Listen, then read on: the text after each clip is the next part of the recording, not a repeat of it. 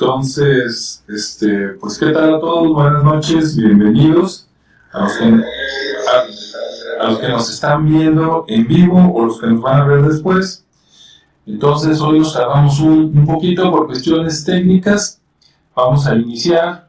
Aquí está Ricardo. ¿Qué tal, Ricardo? ¿Cómo estás? Hola, muy bien. ¿Ustedes cómo están? Muy bien también. Sí, vamos a ver si al ratito se integra Rodrigo. Mientras, pues vamos a empezar. ¿De qué vamos a hablar hoy?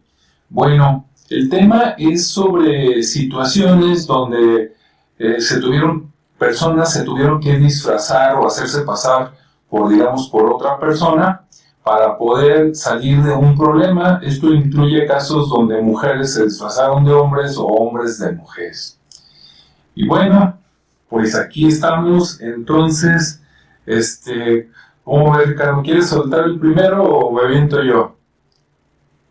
Como gustes, si quieres, déjame comenzar con un caso. Ok, adelante. Voy a hablar de un caso de una mujer, precisamente una afgana, que se llama Nadia Gulam. De hecho es escritora, y ella pues tuvo que disfrazarse de hombre. De hecho se disfrazó como su hermano para poder sobrevivir al régimen talibán. Pero pues ella se disfrazó pensando en que iba a durar, no sé, un día, una semana con ese disfraz, y terminó con 10 años. 10 años duró disfrazada. Entonces sí fue una decisión así como muy, muy compleja, porque pues, no pensó que tuviera que asumir esa postura tanto tiempo. Y bueno, actualmente ella es una escritora, activista, y obviamente parte de su escritura o de sus libros pues es esa narrativa, ¿no? De la experiencia que tuvo que vivir para poder sobrevivir. Digo, ya ahorita ella tiene 36 años y bueno, cambió todo el tema, ¿no? Ya el régimen afgano ya tiene más libertad, ya no está por lo menos con esa restricción de los talibanes, pero sí en 1996 fue cuando ella tuvo que hacer ese cambio tan drástico, y bueno, pues ahí estaba la ropa de su hermano, se disfrazó,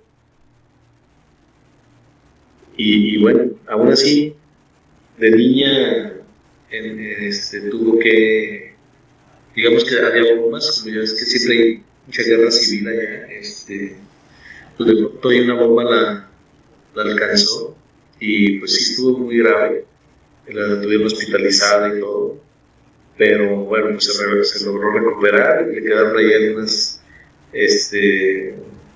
cicatrices en el rostro, en el cuerpo, sí, las secuelas, pero bueno, al final pudo sobrevivir, y pues sí, como dice ella, ¿no? Yo esperaba que durara un día o una semana, y pues terminó durando 10 años ese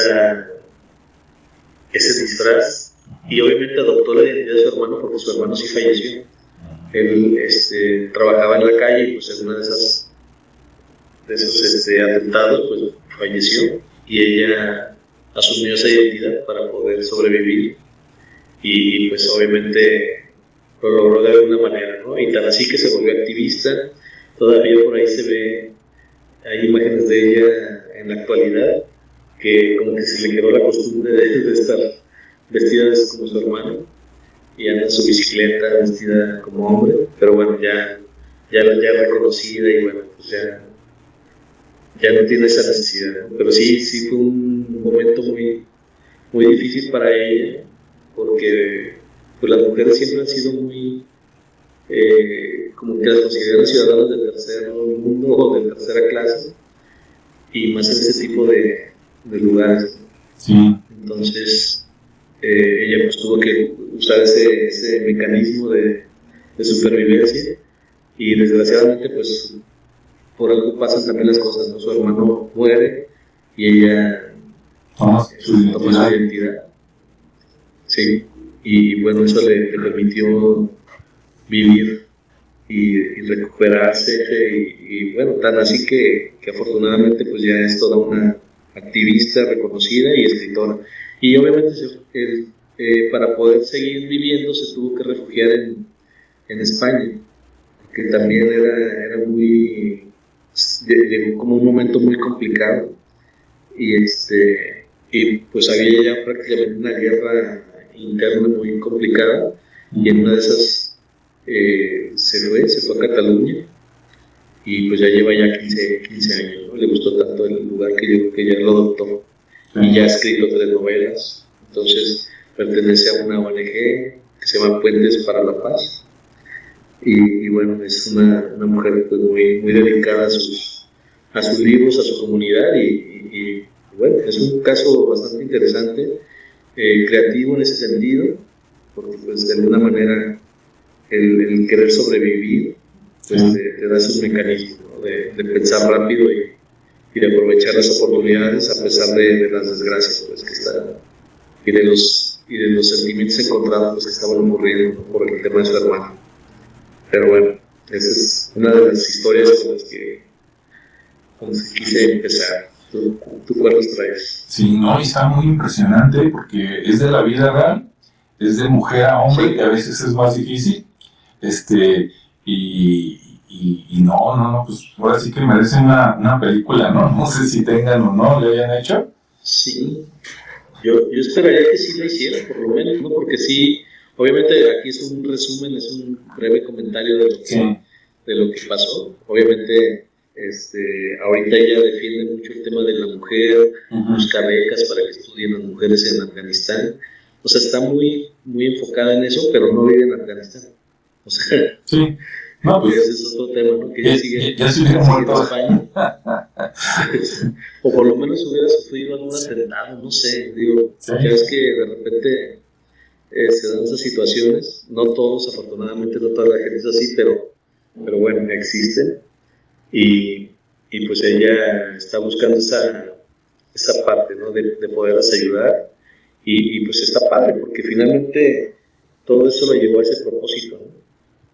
No nada más sobrevivir o vivir en otro lugar, sino también el poder regresar, el poder contribuir y como tú dices, pues una película estaría genial porque es muy inspiradora. Sí. Cuando estabas contando esta historia, yo voy a platicar otra, pero antes de platicarla, mientras escuchaba, por la trascendencia me hiciste recordar una novela.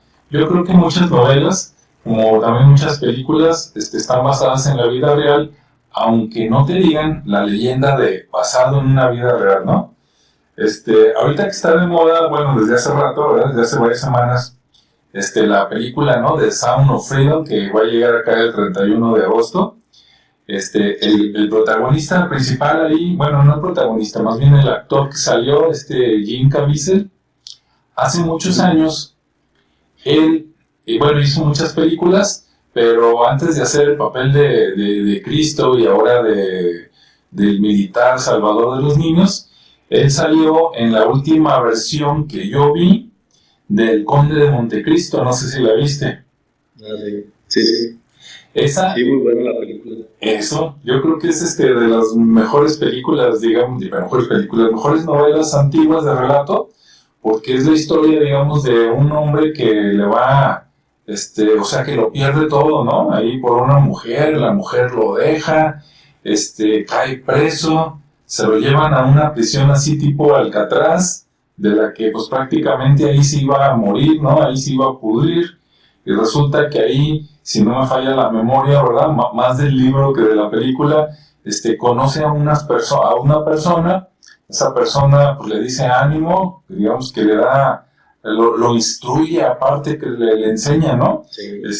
A desarrollarse, digamos que le da estudios que por su cuenta a lo mejor él no pudo haber tenido o conseguido por fuera, y llega un momento donde, si no me equivoco, su mismo tutor muere, y no sé si se pusieron de acuerdo o a él se le ocurrió que dice, voy a suplantarme, ¿no? Me voy a meter en el saco del cuerpo de él para que me tiren a mí al mar y a él lo escondo.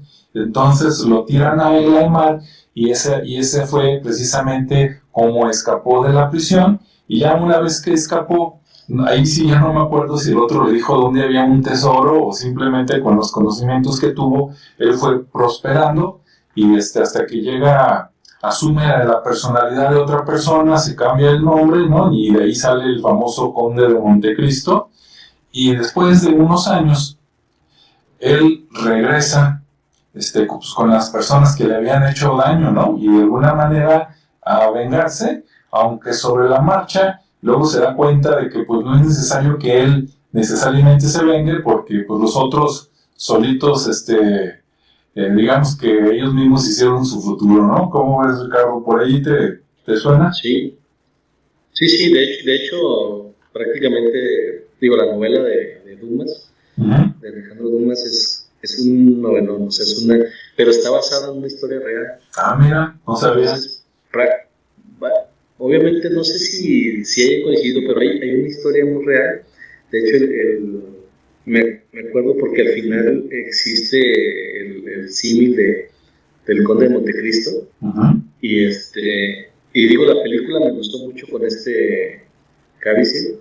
Se me hace un cuate como que se mete mucho al personaje y se la crees. Entonces, por eso dije que era muy buena película, porque la verdad es que sí está muy bien interpretada y te mete en la trama, a pesar de que es una historia que yo creo que hemos leído y releído muchas veces. Y dices, bueno, ya una película como que no te cautiva tanto, ¿no? Porque ya conoces muy bien los detalles de la historia, pero sí te llega a cautivar, es una buena recomendación incluso. Pero el cuate que es real es un haitiano, de hecho es un haitiano, y le pasa exactamente lo mismo. Nada más que ella creo que tiene una relación con una mulata o algo así, pero bueno, por ahí luego les investigo la historia de quién es el conde de Montecristo real, pero sí es una persona que tenía mucho dinero, cayó ahí. Fortuna de conocerlo, de que lo refirmen para prepararlo pero pues nunca creyó que puede ser el destino, ¿no? Porque la idea era que se fueran los dos, no nada más uno. Pero pues, al final lo hizo bien, regresó y bueno, pudo darle la vuelta a muchas cosas, ¿no? Así es. Sí, es una historia que tiene mucho de real. No sé qué tanto lo sea, porque la verdad no he leído la otra historia del haitiano, pero sí sé que tiene un origen de historia real. Por eso es que yo creo que por eso es que es tan detallada en los detalles de la historia y en las emociones que genera. Porque ya es que las historias reales siempre traen esa riqueza, pues, de la emoción que surge pues todas las emociones sí se viven como más reales, precisamente por eso. Pero sí es una muy buena, y de hecho es un muy buen ejemplo, ¿no? Porque al final, como dices, no se vistió de algo, pero sí tuvo la sagacidad y la creatividad de decir, oye, pues aquí está la oportunidad, si no, porque voy a terminar igual que este. Sí. Y se fue, pero sí, muy bueno. Sí, se lo recomendamos a la gente. Alejandro Dumas, ¿verdad? Sí, Alejandro Dumas. Y fíjate que, por ejemplo, con Naguilá, que es la afgana, también curiosamente estaba ahorita observando una imagen de ella, y con esa explosión que tuvo, parte de su rostro obviamente se quemó, pero le dio ese aire.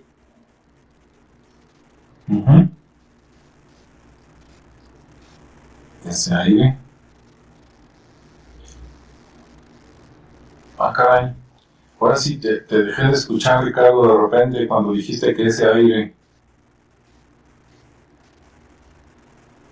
Bueno, esperemos que por ahí sí se esté grabando, algo pasó por ahí. Y bueno, mientras recuperamos por aquí a Ricardo, a ver, parece que ahí viene. ¿Qué tal, Ricardo? Ahora sí. Nos quedamos en que sí. Nos quedamos en que dijiste que con la explosión que tuvo en su rostro, que su expresión era ¿cómo? Sí, que le provocó pues esas quemaduras y obviamente le dio esos rasgos, le quitó como los rasgos femeninos y como eso contribuyó pues a que el personaje de su hermano fuera todavía más creíble, ¿no? Que fuera un hombre. Yo creo que también eso le ayudó a que se prolongara más el tiempo sí. en ese rol. Muy bien. Pues bien, bueno, o sea, sí. Bueno, pues por aquí va llegando Rodrigo. ¿Qué tal, Rodrigo? ¿Cómo estás? Bien. Bueno, ahorita activa su micrófono y nos habla Rodrigo. Ya salió. Ya volvió. Ahí está. Ok, no se oye, pero sí te vemos. A lo mejor te falta apretar un botón o algo. ¿Sí? Ahí está. ¿Ahora se escucha? Sí, ahora sí. Okay. Ahora tengo que subirle yo. Bueno, pues ahora les voy a platicar yo mi historia mientras va calentando Rodrigo. Y traigo una que es totalmente real y otra que yo creo que sí es real, pero no consta, entonces va primero la real. Resulta que por acá en Jalisco, en Atotonilco, una de las personas famosas que han nacido y creo que también murió ahí, después de muchos años, fue Margarito Ramírez Miranda.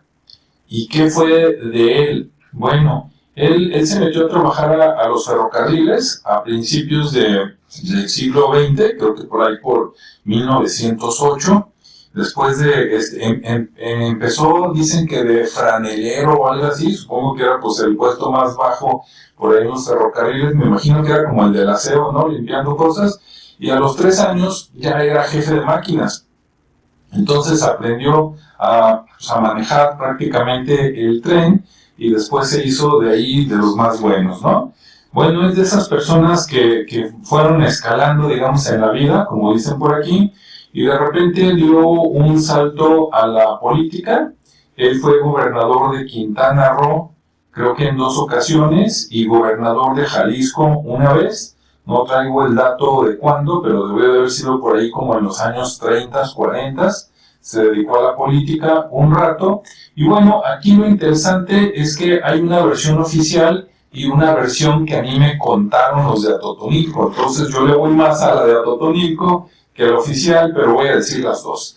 En la versión oficial siempre tratan de quedar bien con los héroes, ¿no? Del lado bonito, de que no te enteres ni de lo feo ni de lo,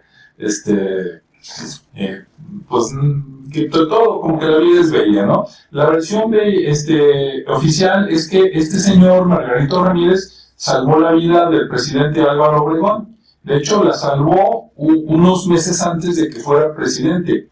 Él fue presidente, parece que de 1920 a 1924, y empezó a ser presidente en el mes de noviembre de 1920, si no me equivoco.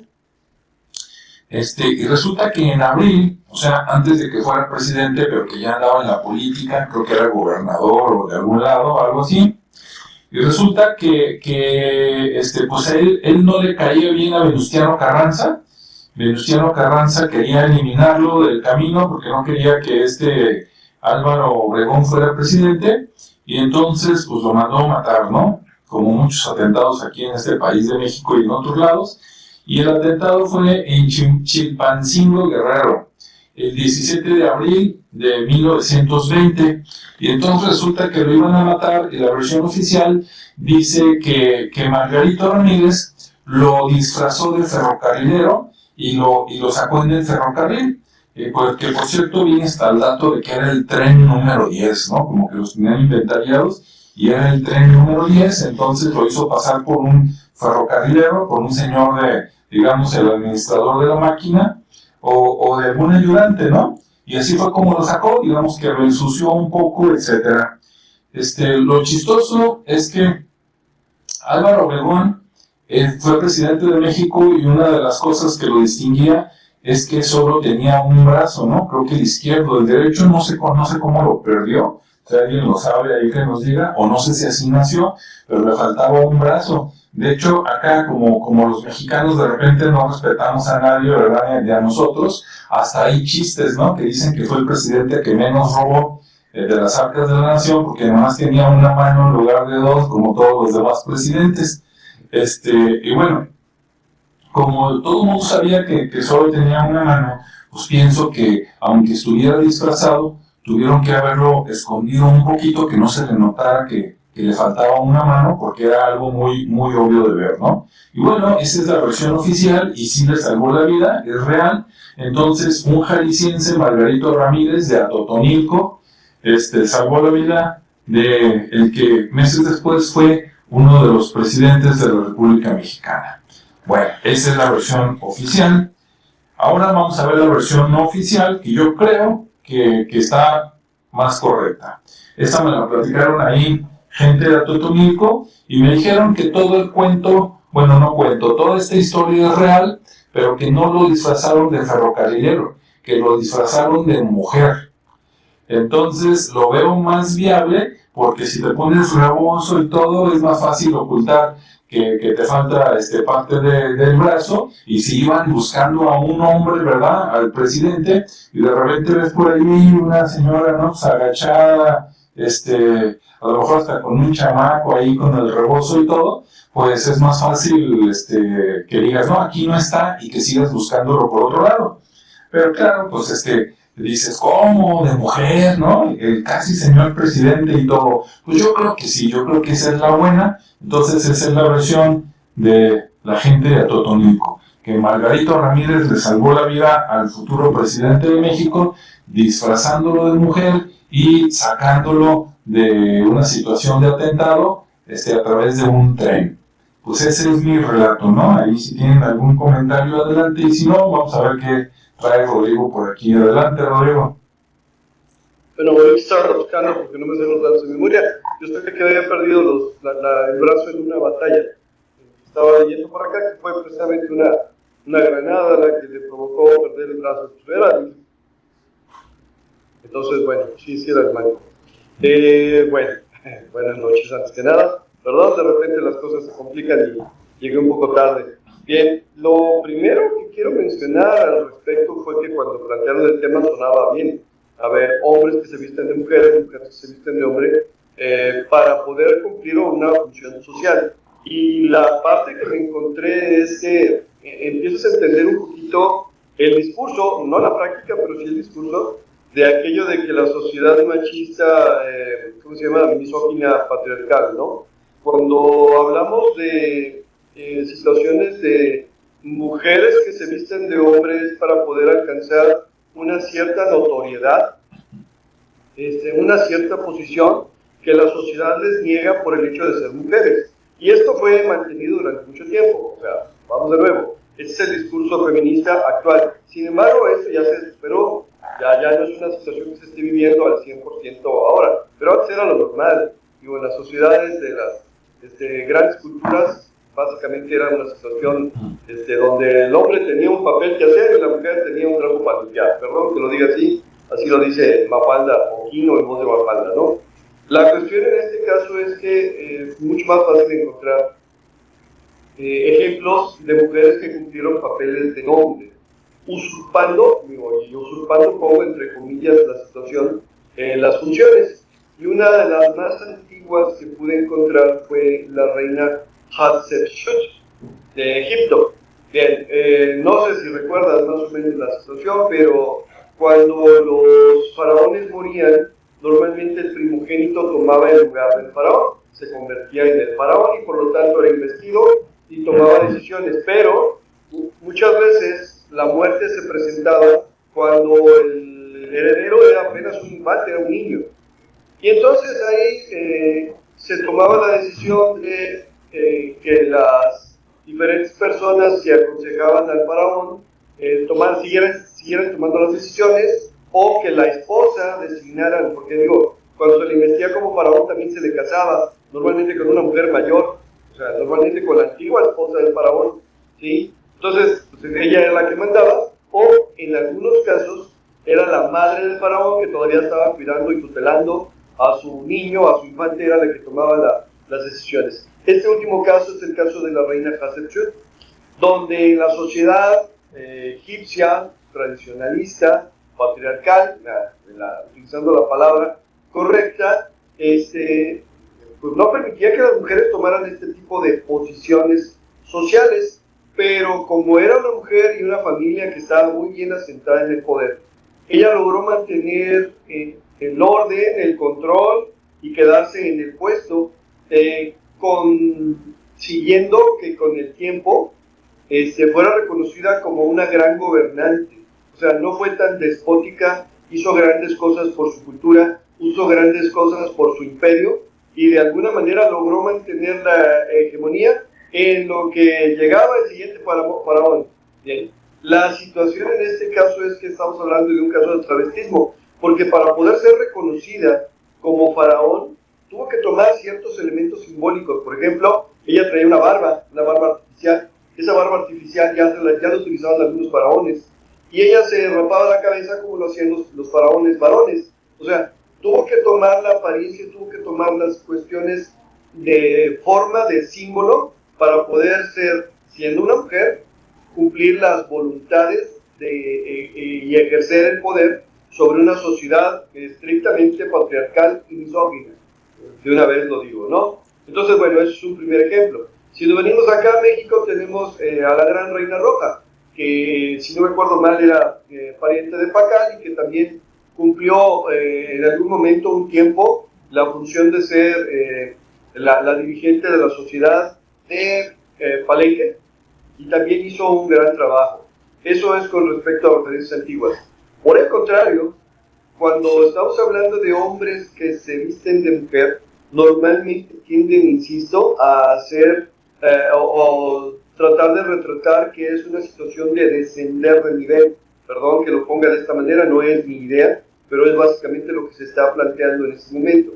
Tenemos un gran historiador que se llamaba Homero, que escribió dos grandes títulos, la Ilíada y la Odisea, y durante el proceso de la Ilíada, en el momento en que ya por fin Paris se roba a Helena de Troya, y Agamenón va y pide la ayuda de todos los reyes griegos, de todas las polis, para que lo ayuden a ir a recuperar a Helena a Troya, va y se presenta ante el rey Odiseo. Pero Odiseo, que sabe a qué va Agamenón, y que de alguna manera había conquistado por fin un lugar y le habían concedido el reinado de su tierra, de la cual era el heredero, pero no tenía, por así decirlo, todas las de ganar a la hora de tomar el poder, y es Agamenón el que le da ese lugar. Pues va Agamenón luego y le dice: oye, pues vengo a que me pagues el favor y que de alguna manera me ayudes en esto. Pero él no quiere la guerra, porque literalmente se va a tener que chutar una guerra que él sabe que va a tardar mucho y que probablemente no regrese de ella. Entonces, para poderse esconder y hacerse el tonto, ¿sí?, va y se cuela donde están las demás mujeres y se pone a hacer actividades de mujeres y se viste de mujer, ¿sí? Entonces, literalmente le dicen: está loco, o sea, literalmente se volvió loco, y ahora está allá con las mujeres. No recuerdo la actividad, diría cosiendo o tejiendo o algo por el estilo. Pero, aunque de alguna manera estamos hablando de un relato, estamos hablando de una novela, por decir lo que ustedes estaban hablando hace rato, de una novela, están tratando de significar que, en este caso, Odiseo no tenía el valor para ir a enfrentarse en la batalla, ¿sí? Y en ese punto se rompía con el pacto no escrito, el pacto tradicional, donde el hombre va y arriesga su vida a cambio de poder hacer un montón de cosas en la sociedad, mientras la mujer se queda en casa cuidando, a cambio de poder mantener y vivir su vida lo más lejos que pueda. En otras palabras, no estaba cumpliendo el papel de hombre que le correspondía. Por ahí lo descubre, le hace notar que pues, está siendo tontito y no, en realidad no está loco, y alguien participa, y ustedes leyeron, si no la novela, algún extracto o vieron la película. Él tiene mucho que ver con el triunfo de la batalla de Troya. Del caballo de Troya fue una idea de él. Entonces, bueno, eso fue lo que encontré. Encontré ejemplos de mujeres que han usurpado el papel de hombres, que se han hecho pasar por hombres. Algunas de ellas fueron castigadas, algunas de ellas fueron segregadas, y algunas de ellas no se descubrió su condición hasta que las encontraron ya muertas, o ya se murieron, o recibieron una herida en batalla, porque peleaban al lado de los hombres, y ya no había manera de esconder de su cuerpo femenino. Pero de ahí en más es básicamente historias de mujeres que ascienden, entre comillas, a la posición de hombre para poder tener privilegios, o de hombres que rebajan, se disminuyen a la posición de mujer, lo cual, pues, insisto, sí cubre perfectamente el discurso de sociedad patriarcal, machista y misógina, ¿no? Eso fue lo que encontré. como primer ejemplo quise poner a Hatshepsut y luego a la reina roja de los mayas. Tengo otros ejemplos por aquí, me espero pues a otra vuelta. Muy bien, muchas gracias, adelante. Y bueno, para los que viven por acá en México también, me acordé con lo que estaba mencionando Rodrigo, si no quiere usted buscar ejemplos tan lejos aquí en Jalisco, ¿verdad? Pues tan fácil como cuando llegaron los españoles acá al Nuevo Mundo, a tierras jaliscienses, pues ahí estaba Zihualpili y Zapotzingo, ¿no? Reina poderosa del reino de Tonayan o Tonalá, como principal de la mera petatera, ¿no? En pocas palabras. Y ya para los que les tocó la edad adulta en los años 80 y muy poquito de los 90, pues busquen en internet a la poderosa Margaret Thatcher y van a encontrar una vida muy interesante. Ok, para Rodrigo y más Ricardo, ¿qué nos tienes? Viene la otra. Ahí está. Sí. Muy bien. Pues mira, voy a contar dos así rápidas. Una muy breve, que es la que ocurrió en el Titanic. Sí. Me gustó porque es como la típica también de supervivencia, pero que aplica la creatividad, ¿no? Sí. Y esto ocurre pues en el tiempo de que el Titanic va a inaugurar, sí, pues obviamente también que va a hundirse, ¿no?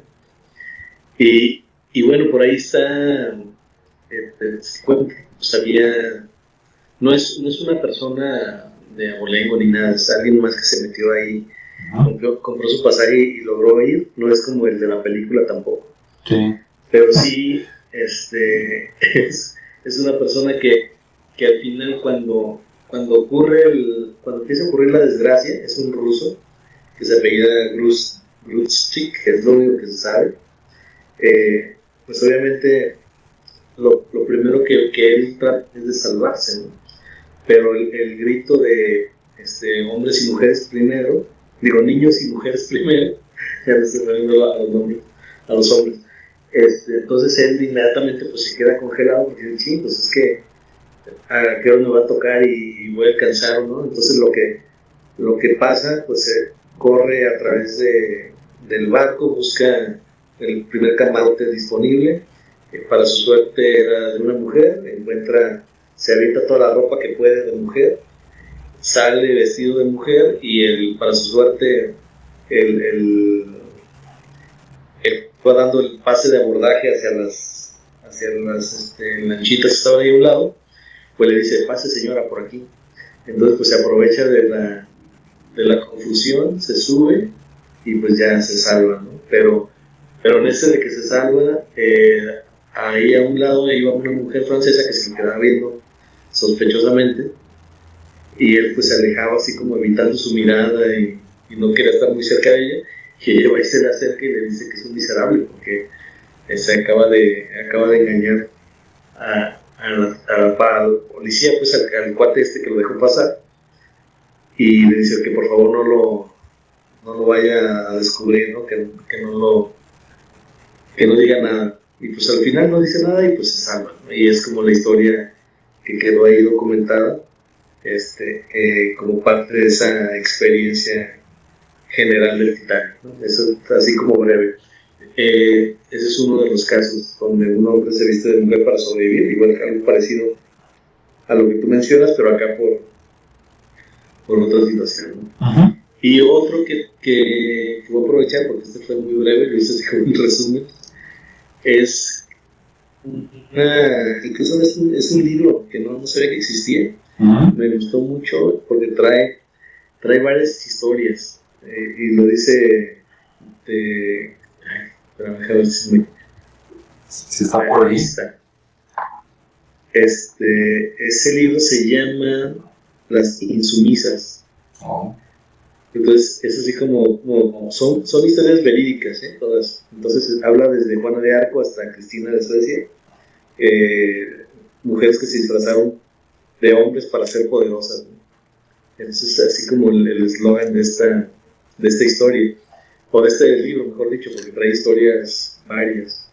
Entonces ahí hay una historia que se me hizo muy interesante, porque dice que es el origen del travestismo, aunque no propiamente se da por querer ser ese género o utilizarlo de esa manera, sino más bien por la necesidad, ¿no? Porque como bien decía Rodrigo, el hombre tiene ciertos privilegios, y más obviamente en otros siglos, o todavía, pero bueno, de diferente manera.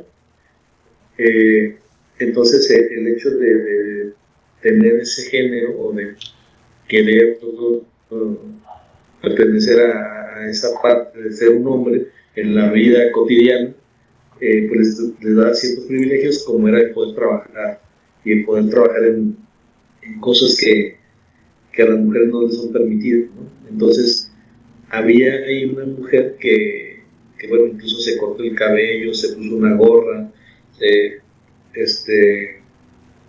se vistió así con ropa holgada para evitar que fuera descubierta, y poder trabajar pues de agricultora, de albañil, de limpiabotas, de lo que se pudiera.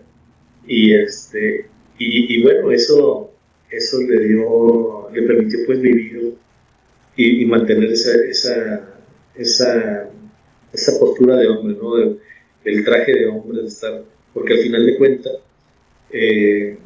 pues sobrevive de esa manera, o sea, y es algo que mantiene durante mucho tiempo, a pesar de que en algún momento tuvo sus hijos, pero sí sobrevivió de esa forma, ¿no? Entonces, te digo, ese libro de las insumisas tiene muchas historias que se me hicieron muy interesantes. Menciona algunos casos como Leonora de Fidelio, de Beethoven, en una de sus obras, o la Dorotea del Quijote. Entonces, que no tiene mucha, digo, habrá que ver cómo la plantea la autora, pero que sí se me hizo muy interesante que hay ese tipo de historias, ¿no? Y muchas buscando ese poder o buscando ser parte de ese privilegio que en esos siglos pues era el ser hombre, ¿no? El tener acceso a cierto estatus, a ciertas actividades.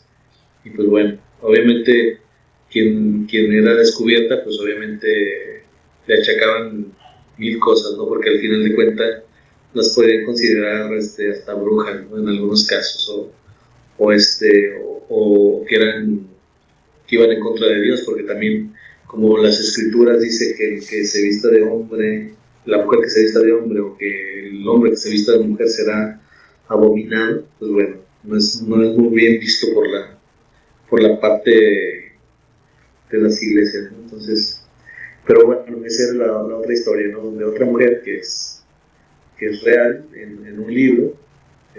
No encontré el nombre de esa persona, pero vienen, resumen pequeños fragmentos de las historias y están bastante interesantes.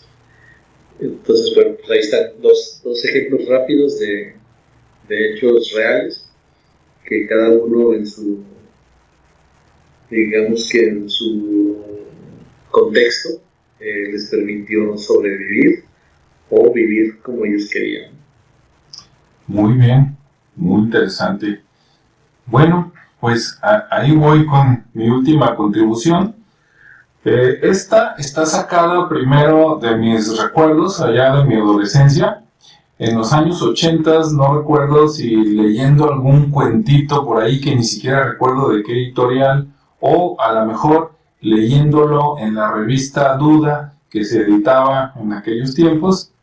Recuerdo haber leído el caso de la papisa Juana, ¿no? Un caso muy interesante. Algunos van a decir que es un cuento, que es una leyenda nada más, otros van a decir que es cierto, pero por ahí investigando en internet dicen que hasta principios del siglo XV, o sea, cuando Cristóbal Colón llegó a América, parece que todavía lo daban por un hecho, ¿no?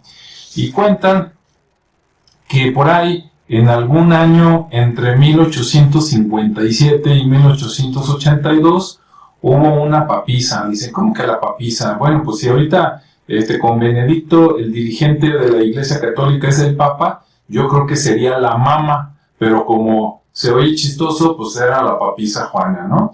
Y cuentan que su historia, ya después, hay muchas películas, pueden buscar también en YouTube, andan ahí gratis, y hay unas películas muy interesantes que resulta que en aquel tiempo pues hubo una mujer, ¿verdad?, que no quería la vida, digamos, típica de mujer, entonces quería aprender del mundo, se hizo maestra, le fue muy bien, se cortó el cabello, se hizo pasar por hombre para poder seguir estudiando, porque si las mujeres nada más, como antes en México, ¿no? Incluso cuando mi abuelo, que falleció por ahí en los años 90, y también mi abuela, platicaban, ¿no?, que a principios del siglo XX decían, no, la mujer nada más estudia hasta la primaria o cuando mucho la secundaria, porque después se va a casar y la va a gozar otro, ¿no? Eran las ideas de aquellos tiempos. Entonces, ya los hombres sí los dejaban estudiar alguna carrera. Pues antes, hace siglos, pues parece que estaban más o menos en las mismas, por allá por Roma. Y entonces esta chica, para seguir estudiando, se hizo pasar por hombre y después pudo entrar a la iglesia, ¿no?, al clero, porque una de las maneras de seguir estudiando si no tenías dinero era siendo parte de la iglesia, de los sacerdotes. Y entonces se metió, se hizo pasar por un sacerdote, se puso de nombre Juan, supuestamente. Incluso creo que Juan de Inglaterra decía que era, y así pudo seguir, se hizo traductora, ¿no?, del latín a otros idiomas, y le fue muy bien, y entonces fue escalando, llegó a obispo, y de repente por ahí en una oportunidad, pues hubo votación, y resulta que la hicieron papa, los demás sin saber que era mujer. Eso sí, tenía supuestamente un amante, esposo, compañero, como usted quiera llamarle, que creo que también era obispo, cardenal o algo así, que después ellos pues tuvieron sus encuentros, ¿verdad?, normales de hombre y mujer, y cuenta la historia que en una peregrinación se descubrió que era mujer porque la peregrinación pues dio a luz a un niño, ¿no? Estaba embarazada, ella pensó que todavía la libraba, se fue a peregrinar, resulta que no, salió el niño y ahí es como se dieron cuenta. Ya, si usted quiere creer o no, póngase a investigar en internet, está muy interesante. Hay 3 posibles finales para esta historia leyenda, a mí me gusta más el tercero. El número 1 es que cuando se dieron cuenta que pues salió el niño, dijeron, ¿cómo? ¿No? ¿Cómo que no es hombre, es mujer?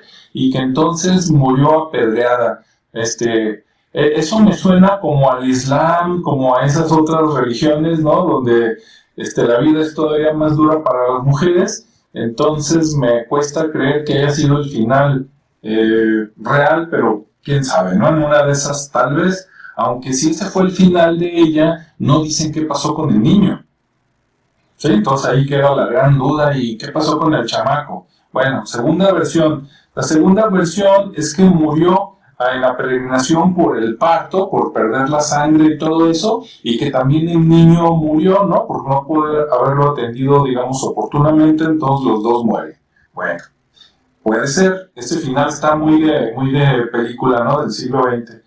El tercero, que es el que a mí me gusta más, es que, pues sí, tuvo al bebé en la peregrinación, se dieron cuenta que era mujer, pero la atendieron, le salvaron el niño, la quitaron de papa, se recluyó en un convento, hizo vida de conventa así ya de perfil bajo, ahí se quedó, pero lo interesante es que su hijo se salva.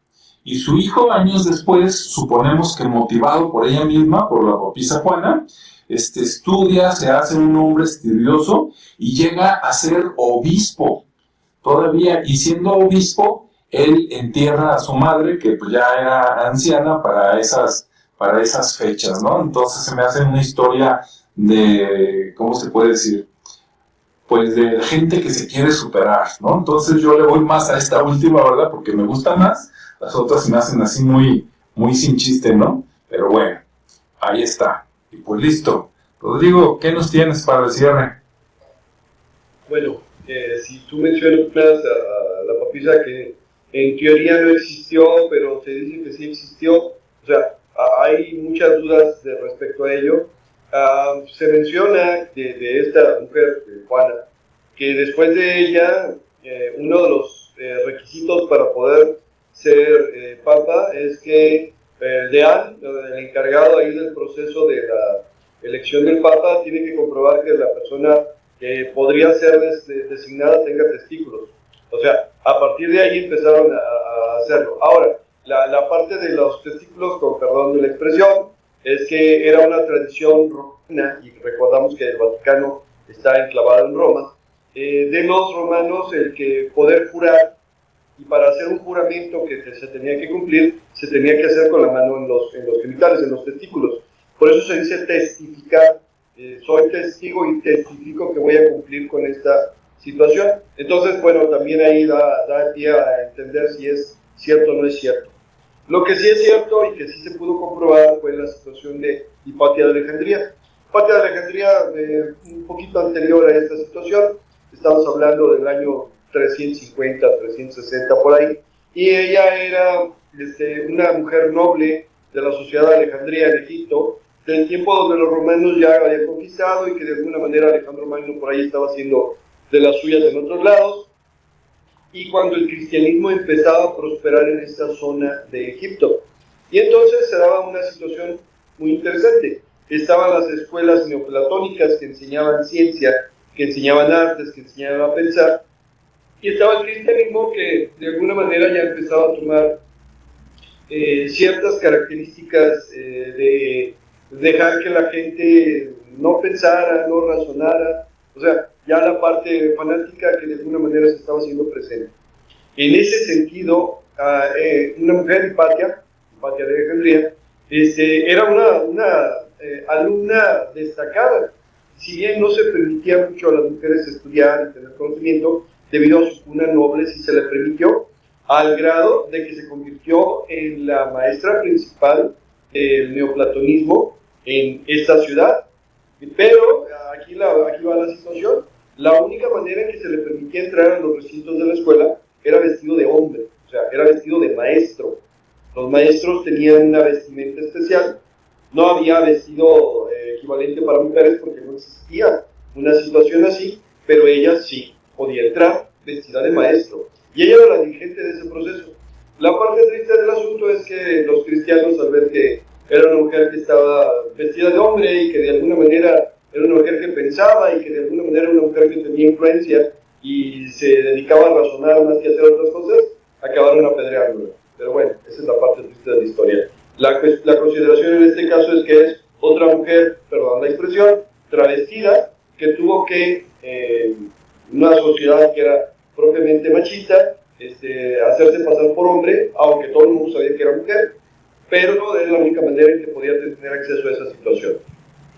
Traigo varios ejemplos más. Uno de ellos podría ser una mujer inglesa del tiempo de las conquistas de Napoleón.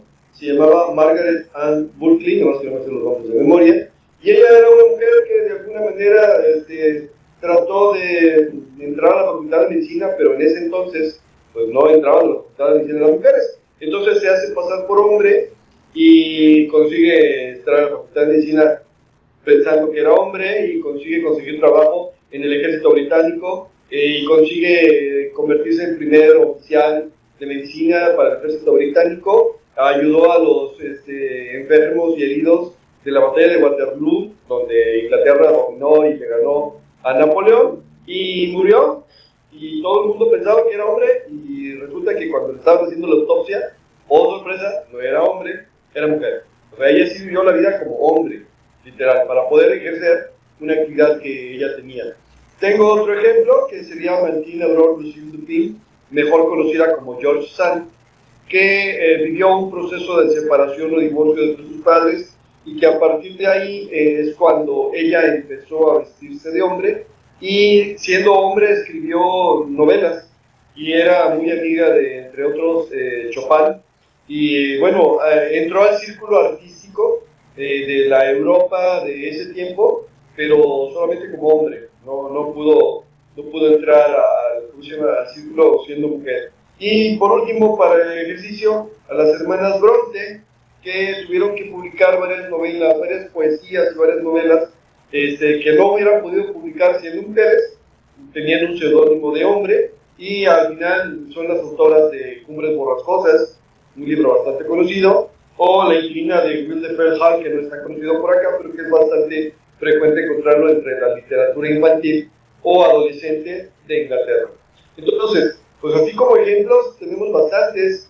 La cuestión en este caso es que, vamos de nuevo, hay algunas mujeres que lo hacen con la intención de poder tener acceso a condiciones de vida que no podrían tener de otra manera, lo cual está bien.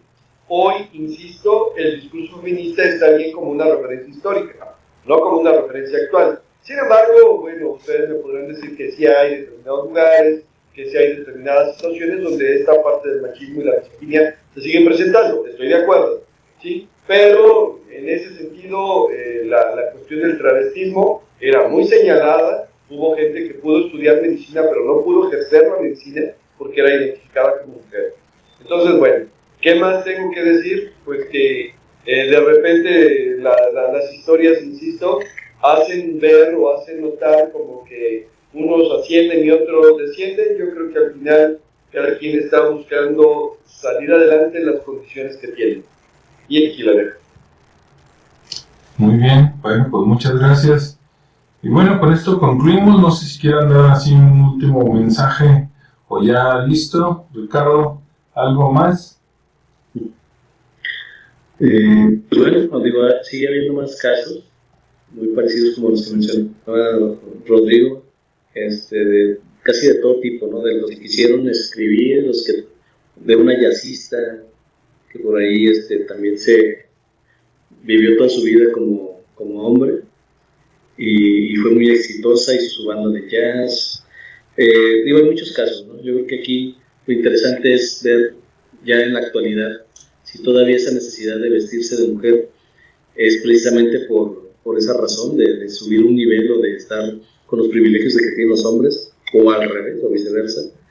Yo creo que ya no tiene mucho ese límite, ya no hay esa restricción de estudiar. Entonces creo que es una etapa más de libertad y precisamente, y digo libertad, no libertinaje, porque luego tiende a irse por esos caminos, pero que anteriormente sí tenía como más valor, ¿no? O sea, el valor y el riesgo que implicaba asumir un rol que no les pertenecía, creo que era bastante loable en ese sentido, porque pues bueno, era sobrevivir, era buscar tu sueño, buscar lograr lo que tú querías a pesar de todos los inconvenientes sociales y culturales, ¿no? Entonces, pues ya, nada más eso, que aprovechen hombres y mujeres a vivir su momento y a disfrutar esa libertad y aprovecharla para bien, ¿no? Que se enfoquen en ser productivos. Así es, muy bien. Básicamente. Sí. ¿Algún mensaje, consejo, Rodrigo? Híjole, no quisiera decir nada porque podría caer en la situación del discurso ideológico, pero estoy de acuerdo con Ricardo. Si en ese momento ya no es importante el que te vistas de hombre, de mujer, de rana o de cualquier otra cosa para que tus acciones hablen por ti, pues qué importa. No hay necesidad de hacer la señalización de decir lo consiguió un hombre, lo consiguió una mujer. Vamos cambiándole por lo consiguió la humanidad, ¿no? En el aspecto positivo, y tristemente también mucho tiene que ver con el aspecto negativo de la humanidad, pero básicamente los discursos ideológicos tienden a divididos nos tienen y divididos nos están, ¿cómo se llama?, minando y consumiendo. Mejor vamos uniéndonos en la idea de decir, a ver, no es un logro de un hombre, no es el logro de una mujer, es el logro de la humanidad. Por lo menos es mi opinión. Muy bien, muchas gracias. Y bueno, pues, retomando eso, ¿no? Que si es él o es ella, pues yo, igual eso es lo de menos. Yo creo que lo importante es de que, pues todos tienen que buscar su superación y que a lo mejor cuando se cierra una puerta, si no se abre otra, pues ahí está la ventana, ¿no? Entonces, si no sale por un lado, sale por otro. Pero de que sale, y si no hacemos chimenea o escarbamos un pozo para salir a otro lado o ver qué hacemos, ¿no? Entonces, sí, pues sean felices, cuídense, tengan buen día, mañana, tarde o noche. Esperemos les haya gustado los temas y nos vemos y escuchamos en el siguiente. Hasta luego.